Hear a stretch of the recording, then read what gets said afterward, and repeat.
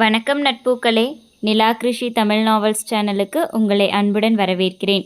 கதையை பற்றின உங்களுடைய கருத்துக்களை கண்டிப்பாக கொடுங்க. அண்ட் கதை உங்களுக்கு பிடிச்சிருந்தா please like, share and subscribe. அலர் நீ அகிலம் நீ. அத்தியாயம் 14. பத்மாவதியை பரிசோதித்த மருத்துவர் திருப்தியாய் தலையாட்டி கொண்டார். ஆரியனும் மகதியும் பெரும் எதிர்பார்ப்புடன் அவர் முன்னே அமர்ந்திருந்தனர். ஒன்றும் பிரச்சனை இல்லை, ஆப்ரேஷன் பண்ணிக்கலாம். அதுக்கு முன்னாடி அவங்க உடம்பை கொஞ்சம் ரெடி பண்ணணும். மெடிசின்ஸ் எழுதி தரேன். 1 month அந்த மெடிசின்ஸ் எடுக்கட்டும், அப்புறம் ஆப்ரேஷன் பண்ணிக்கலாம். அந்த மருத்துவர் கூற இருவரும் திருப்தியுடன் எழுந்து வெளியே வந்தனர்.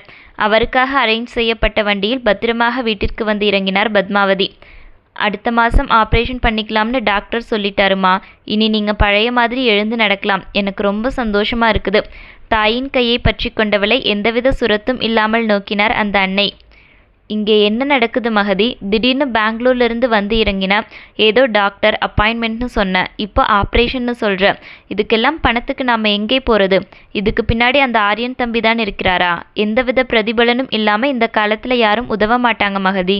சொல்லு, உனக்கும் அந்த தம்பிக்கும் என்ன சம்பந்தம்? வயதில் மூத்தவரல்லவா, சரியாக நாடி பிடித்து விட்டார். தடுமாறியவளால் அவரது விழிகளை பார்க்க முடியவில்லை. ரொம்பவும் யோசிச்சு குழம்ப வேண்டாம் ஆண்டி. எங்கள் தாத்தா பேரில் ட்ரஸ்ட் வச்சு நடத்திட்டு இருக்கிறோம். இந்த மாதிரி முடியாதவங்களுக்கு உதவுறது தான் எங்கள் ட்ரஸ்ட்டுடைய நோக்கமே. உங்கள் குடும்ப சூழ்நிலை எனக்கு தெரிஞ்சுது. நானே தான் முன் வந்து மகதிக்கு உதவுறேன். ஒரு இக்கட்டான சூழ்நிலையில் இருட்டில் பயணிச்சுட்டு இருந்த என்னை மீட்டு வெளிச்சத்துக்கு கொண்டு வந்தது மகதி தான். அதெல்லாம் சொன்னால் உங்களுக்கு புரியாது. அதுக்கு நான் செய்கிற கைமாறா இதை நினச்சிக்கோங்க. மகதியை நோக்கியபடி பத்மாவதியிடம் கூறி முடித்தான். இல்லை தம்பி. மேலும் ஏதோ பேச வந்தவரை கையுயர்த்தி தடுத்தவன், எழுந்து நடந்து உங்கள் பொண்ணுங்களை பார்க்கணும்னு உங்களுக்கு ஆசையா இல்லையா ஆண்டி? இப்படியே கடைசி வரைக்கும் இருந்துடலாம்னு பார்க்குறீங்களா? இன்னும் நீங்கள் பார்க்க வேண்டியது நிறைய இருக்குதே. சுகன்யா இப்போ தான் 10th படிச்சுட்டு இருக்கிறா. அவளை காலேஜ்க்கு அனுப்பணும், கல்யாணம் பண்ணி வைக்கணும், பேரன் பேத்திகளை பார்க்கணும். இன்னும் எவ்வளவு விஷயங்கள் இருக்குது. அதில் மட்டும் கவனம் வைங்க. அவன் உறுதியாய் கூறி அவரை திசை திருப்பிவிட அவரும் அமைதியாகிவிட்டார். அப்பொழுது கூட சுகன்யாவை பற்றித்தான் கூறினானே ஒழிய மகதியை பற்றி வாயை திறக்கவில்லை. மகதி அவனது பொறுப்பு என்று நினைத்தானோ என்னவோ, அவனே அறிவான். கொஞ்ச நாள் அம்மா கூட இருந்துட்டு வரட்டுமா? வினவியவள் அவன் பார்த்த பார்வையில் அமைதியாக காரில் ஏறி அமர்ந்து விட்டாள். வர்றோம் ஆண்டி. நைட் ஃப்ளைட்டுக்கு கிளம்பி ஆகணும். அரேஞ்ச் பண்ணியிருக்கிற நர்ஸ் எல்லாத்தையும் பார்த்துக்குவாங்க. ஆப்ரேஷனுக்கு 1 வாரம் முன்னாடி நாங்கள் இங்கே வந்துடுவோம். இருவரும் விடைபெற்று கிளம்பினர். அம்மா கூட 2 நாள் இருந்துட்டு வந்திருப்பேனே. காரில் செல்லும்போது அவள் மீண்டும் ஆரம்பிக்க, அப்புறம் நான் என்ன பண்ணட்டும்? நான் தான் சொல்லியிருக்கிறேனே, நீ இல்லாமல் எனக்கு தூக்கம் வராது. ஏதோ கட்டிய கணவன் போல் அவன் கூறி வைக்க அவளுக்கோ உள்ளுக்குள் கேள்வி முட்டிக்கொண்டு வந்தது. மனதில் நினைத்ததை கேட்டும் விட்டாள். எதிர்காலம் இல்லாத உறவு இது. நாளைக்கு இது எங்கே போய் முடியும்னு தெரியல. ஒருவேளை நாளைக்கு நான் இல்லைன்னா நீங்கள் என்ன பண்ணுவீங்க? அவள் வினவிய அடுத்த நொடி க்ரீச் என்ற சத்தத்துடன் கார் நின்றது. என்ன சொன்ன? ஸ்டியரிங்கை பற்றியிருந்த அவனது கரம் நடுங்குவதை அவளால் உணர்ந்து கொள்ள முடிந்தது. இல்லை, நம்ம ரிலேஷன்ஷிப் எந்த பாதையில் போயிட்டு இருக்குதுன்னு எனக்கு தெரியல. எப்போ வேணும்னாலும் நான் உங்களுக்கு சலிக்கலாம். நாம் விலக வேண்டிய சூழல் ஏற்படலாம். அப்போ என்ன பண்ணுவீங்க? அவனை விட்டு பிரிவதா? நினைக்கும் போதே உயிரில் வலித்தது தான். ஆனாலும் அவன் மனதில் தனக்கான இடம் தான் என்ன என்பதை அவள் உணர்ந்து கொள்ள விரும்பினாள். அவள் பேசி முடித்ததுதான் தாமதம். வாயை மூடுறையா? சீறிக்கொண்டு வந்தவன் அவளை இழுத்து அணைத்திருந்தான். அவளை யாருக்கும் விட்டு கொடுக்க மாட்டேன், நீ என்னவள் என்பதாயிருந்தது அவனது செய்கை. வெறும் பேச்சுவார்த்தையை கூட அவனால் தாங்க முடியவில்லை. இதில் நிஜத்தில் ஒரு பிரிவு ஏற்பட்டால் அவன் நிலைமை என்னவாக இருக்கும்? ஆனாலும் வேறு வழியில்லை. அதையெல்லாம் கடந்துதான் அவன் அவளது காதலை பெற வேண்டியிருக்கும். காதல் என்றால் சும்மாவா என்ன?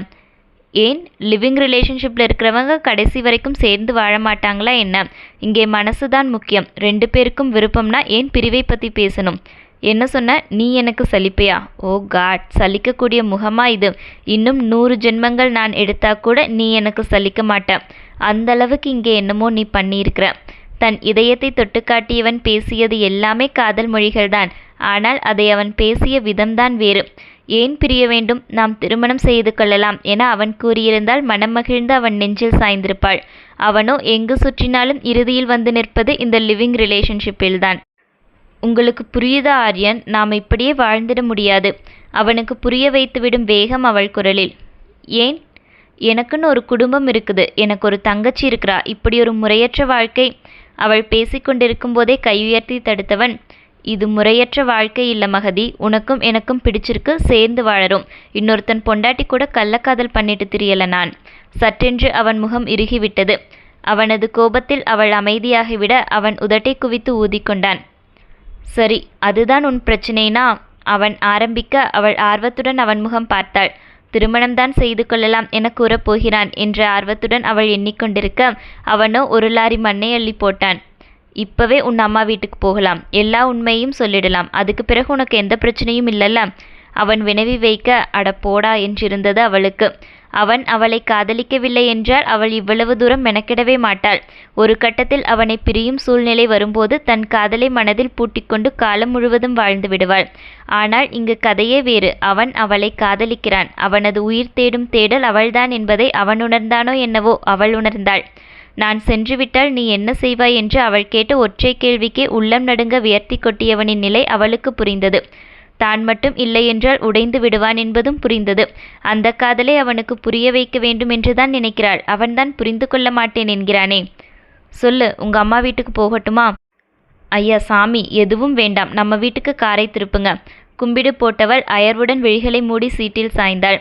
அவள் மனதில் போராட்டம் ஆரம்பமாகியது. எப்படி எங்களது காதலை அவனுக்கு புரிய வைக்கப் போகிறேன் என்ற அயர்ச்சி தோன்றியது. மனதில் காதலை மட்டும் வைத்துக்கொண்டு வாழ்ந்து விடலாம் தான். ஆனால் ஆதிகாலத்திலிருந்து வந்த இந்த பண்பாடும் கலாச்சாரமும் இருக்கிறதே, அதை மீறவும் முடியாதே. எண்ணி எண்ணி தலை வலித்ததுதான் மிச்சம். அன்று இரவு உறக்கமே வராமல் புரண்டு புரண்டு படுத்து கொண்டிருந்தான் ஆரியன். நாளைக்கே நான் இல்லைனா என்ன பண்ணுவீங்க? மகதி கேட்ட கேள்வியை மீண்டும் மீண்டும் மனதில் எழுந்து இம்சிக்க அவனது எண்ணம் ஒரு நிலையில் இல்லை. இவள் எனக்கு சலிப்பாளா? எண்ணத்தை பாரு, என் வாழ்க்கைக்கு உயிர் கொடுத்தவளே இவள்தான். ஆஃபீஸ் போனா கூட சதா சர்வகாலமும் இவன் நினைப்புதான். ஒரு நொடி கூட இவளை பிரிஞ்சு என்னால் இருக்க முடியாது. இதுல எதிர்காலம் இல்லாத உறவு, அது இதுன்னு என்னென்னவோ பேசுறான். மனதிற்குள் புலம்பி தள்ளியவன் எழுந்து அமர்ந்து கொண்டான். அவளும் பார்த்து கொண்டுதானே இருக்கிறாள். வந்து படுத்ததிலிருந்து அங்கு திரும்புகிறான், இங்கு திரும்புகிறான், எழுந்து அமர்கிறான், மீண்டும் படுக்கிறான். பொறுமை இழந்து எழுந்து அமர்ந்தவள், என்னாச்சு, எதுக்கு இப்போ தூங்காமல் ஆடிக்கிட்டே இருக்கீங்க என்று கேள்வி எழுப்பினாள். தூக்கம் வரமாட்டேங்குது. ஒன்றும் அறியா பிள்ளையாய் அவள் முகம் பார்த்தவனை காண பாவமாயிருந்தது அவளுக்கு. இருகரம் நீட்டி கண்ணசைவால் அவனை வாவென்று அழைக்க சிறு குழந்தையாய் தாவி வந்து அவள் மடியில் படுத்துக்கொண்டது அந்த வளர்ந்த குழந்தை. என்ன குழப்பம் ஆரியன்? இதமாக அவன் தலையை கோதிவிட, தெரியல மகி, உண்மையிலுமே அவனுக்கு என்ன தேவை என்று அவனுக்கு தெரியவில்லைதான். நான் உன்னை காதலிக்கிறேன் என்று உரிமையுடன் அவளை கட்டி அணைத்திருந்தால் இந்த குழப்பமெல்லாம் பனி போல விலகியிருக்கும். அவன்தான் காதல், கல்யாணம் எல்லாம் இடியாட்டிக் சென்டிமெண்ட்ஸ் என்று பிதற்றிக் கொண்டிருக்கிறானே. ஆனால் அவனது மனக்குழப்பத்தை அவள் கண்டு கொண்டாள். எதை பற்றியும் யோசிக்க வேண்டாம் ஆரு, அமைதியா தூங்குங்க. தன் சிகை கோதிய கரத்தை பற்றி தன் நெஞ்சில் வைத்து கொண்டவன், மகி, அன்னைக்கு பாடினையே, அது மாதிரி இப்போ ஒரு பாட்டு பாடு. அவன் வினவ அவளுக்கோ தயக்கம். ப்ளீஸ்மா, உன்னுடைய வாய்ஸ் எவ்வளவு பெரிய கவலையும் மறக்க செய்யுது, எனக்காக பாடு.